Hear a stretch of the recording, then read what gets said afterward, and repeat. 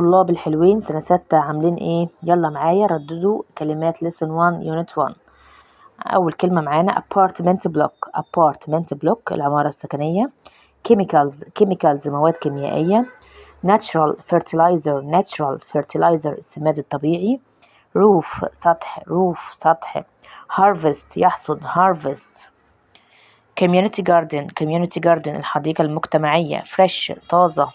green space مساحة خضراء. volunteer متطوع. organic عضوي أو طبيعي. market سوق. peppers الفلفل. health الصحة. vegetables الخضروات. aunt عمة أو خالة. area منطقة أو مساحة. neighborhood الحي أو المنطقة.